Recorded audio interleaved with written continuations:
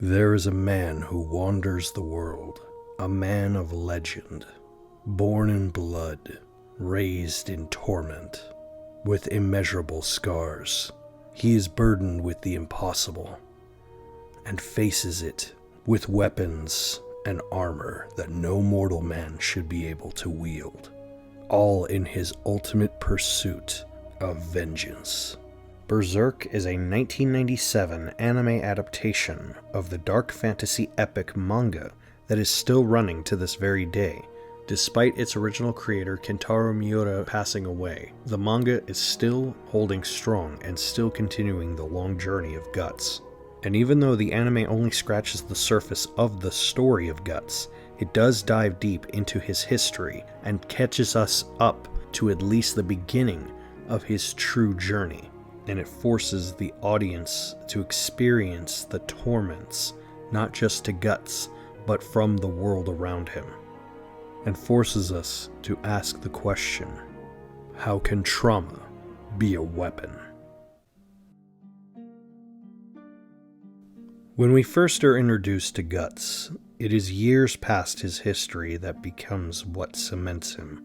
Now he is simply known as the Black Swordsman, a seemingly indestructible warrior who was merely traveling land to land to slay the monsters in search for an unknown thing or person. Here we see a man riddled with scars, missing an eye, missing a limb, and yet is stronger than everyone else around him, and carries an immeasurable weight, both figuratively and literally. A weight that we don't quite understand until we see that this sword that he carries might as well be a giant slab of granite, as it nearly is the size of another person. This is where he gets his name.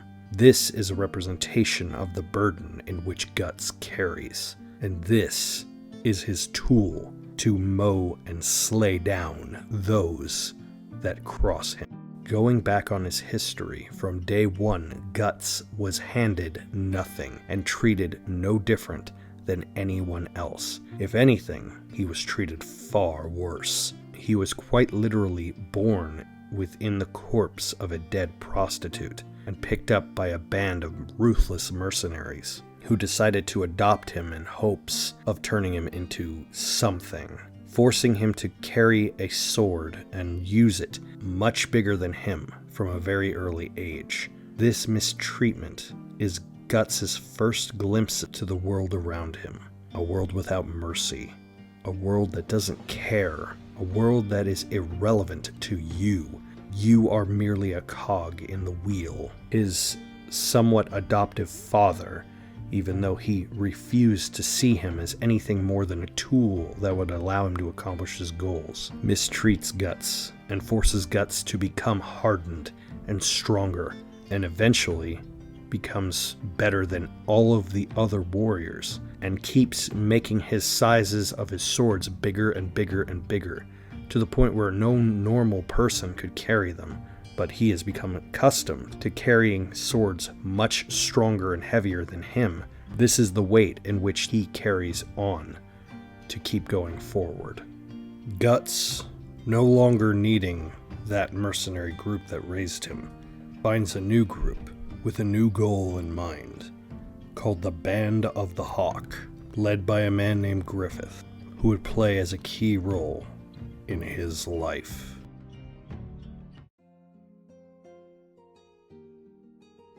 Guts at the beginning doesn't wish to become a member of the Band of the Hawk, instead wanting to be on his own. But Griffith will not have it, seeing Guts as the key to him accomplishing his goals of taking over the various kingdoms. Casca, the only female in the Band of the Hawk, simply wanting to have him dead, and seeing him as just nothing more than another brute like the rest of the crew. Griffith easily defeats Guts and forces him to join the Band of the Hawk in order to achieve his goals. Slowly over time, that somewhat disdain for one another becomes a very guided friendship, Guts is told of a mysterious object that Griffith has called a behelit, and also tells him of his master plan goals of being able to conquer all of the many kingdoms by whatever means necessary, as Guts makes his way through the ranks and becomes the greatest swordsman in their group. And over time, Guts becomes his right-hand man, helping him achieve his goals and slowly turning these somewhat distant fantasies into actual concrete realities. Over the years, the Band of the Hawk gain a reputation, and are eventually to lead the army of Midland to help conquer and help bring the crown of Midland to a higher glory. During an intense battle with a creature named Zod, it notices the behelit and warns Guts that him and everyone around him will suffer and die if they follow Griffith's orders, and he is able to achieve his dreams. Over time, him and Casca grow closer, going from hated despising of each other to possibly something more. But as that growth goes forward, so too must Guts to find his own path, deciding to leave the Band of the Hawk, despite Griffith's protestations. Griffith makes a deal with Guts. If he can defeat Griffith, he will be allowed to leave, a thing Guts has never been able to do. And Griffith, being a man who has never lost a battle, and Guts having never beaten him, is somehow able to do the impossible and beat Griffith, leaving Griffith mentally shaken for the first time in his life, and both of them changing for better or worse. After their fated battle, Griffith and Guts go two completely separate directions. Guts finds a very fabled blacksmith, helping him create the ultimate weapon and allowing Guts to train to become stronger, better, wiser, and more understanding of the world around him. And unfortunately, after their battle, where Griffith finally lost, snaps, feeling completely betrayed by Guts, breaks into the kingdom, and forcibly deflowers the princess of the kingdom, with the king taking Griffith being tortured every day non-stop for a year, with immeasurable tortures, forced to wear a symbolically caged bird helmet, because Griffith is the bird in the cage, being poked and prodded, unable to leave, chained, destroyed in every single capacity. Once Guts learns that the Band of the Hawk is in trouble, he comes to their aid, and learns about Griffith. As him and Casca reunite, they become closer, more romantically entangled. Guts and Casca, despite their past, feeling unguarded by their chains of relationships and feelings, they truly do love one another and care for each other. And Casca even promises to run away with Guts after they rescue Griffith. But once they see Griffith and how disheveled, destroyed, defiled, in every single capacity, to the point where he is unable to even speak, Casca is forced to take away the promise she made to Guts for the betterment of the Band of the Hawk and stay and lead the group on Griffith's behalf. Griffith instead tries to run away and tries desperately to end his own life and his own suffering, but is so disheveled, so destroyed, he can't even do that. Griffith activates the behelit, summoning the Eclipse and demons from another realm known as the God Hand, who strike a deal with Griffith. They will make him an ally of them, turning him just like them into a demon, and allowing him to reach his deepest, darkest goals in exchange for his family, the Band of the Hawk, Casca, and Guts. And without any form of hesitation, Griffith gladly gives all of them up, transforming himself now into a demon known as Themto, having each member of the Band of the Hawk devoured by demons, all except for Guts and Casca. Themto then does the unthinkable, and with the help of many demons, forces Guts to watch the woman he loves, Casca, be defiled sexually by him against her will.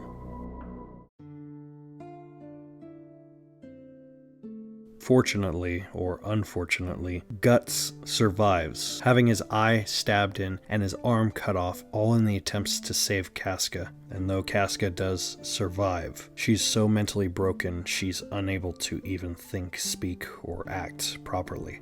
And Guts is forever marked with the brand of the demon. And now, with all of the experience, pain, and suffering, having recovered from his physical wounds, Guts is now the Black Swordsman with a goal solely to take and destroy Themto, leading us right back to the beginning of our story on his quest to find Themto and destroy each and every demon in his path, with his various skills, scars, pain, and anger fueling every single act that he makes along the way. And as the story progresses further, even to the current day, he has weapons that even take a physical toll over himself, all in the attempts of stopping greater threats, and use his trauma truly as a weapon. Just as his trauma has fueled him, he now uses it to forge a new path.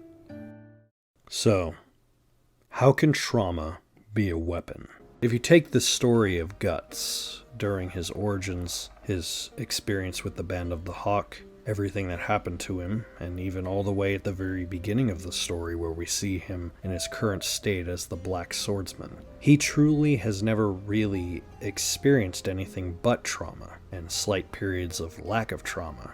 The only real love he ever knew was forged through combat, forged through experience, memories, moments. But in that same way, he used those good moments to outweigh the bad, or at least as an excuse to not let them hold him, as opposed to Griffith, who used his trauma as an excuse. Yes, he was systematically tortured beyond reason for any human to ever experience, having been mentally and physically destroyed, and being emotionally betrayed by people that he loved.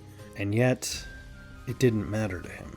All that mattered was power, glory, and using his trauma as an excuse. But Guts uses his trauma as a weapon because he wants to make the pain implicit to his actions, not an excuse to his actions. And I think that each of us dealing with our own personal trauma can reflect and use it in a different way. We could use it as an excuse, a reason to be a way that we are, or we can use trauma as a guiding light of things to avoid, of things to not experience, and things to reflect upon, and if we see signs of similar traits in the future towards people that we care about, to help them avoid the pitfalls that we unfortunately had to fall through ourselves. But when it comes to trauma, it's really more of how it affects you as an individual. We can't dictate how we're going to respond to it, and we can't dictate how it's going to mentally or physically alter us. But what we can do is choose the weapons in which we use, to harness, to focus that pain into something of value. It could be a weapon, it could be a shield, it could be a key, it could be a map. All that matters is how you absorb and redirect that trauma that can dictate what your next actions will be. And like Guts, that trauma can be so heavy that it's an immeasurable weight that we carry upon our backs that reminds us of all that we have lost, of all that we hope for in the future, and perhaps stop feeling the way that we do.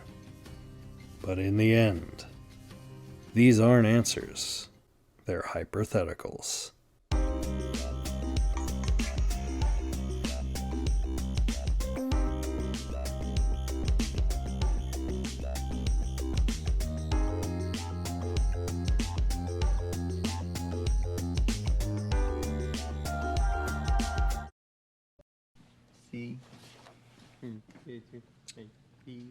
Hi, Milton.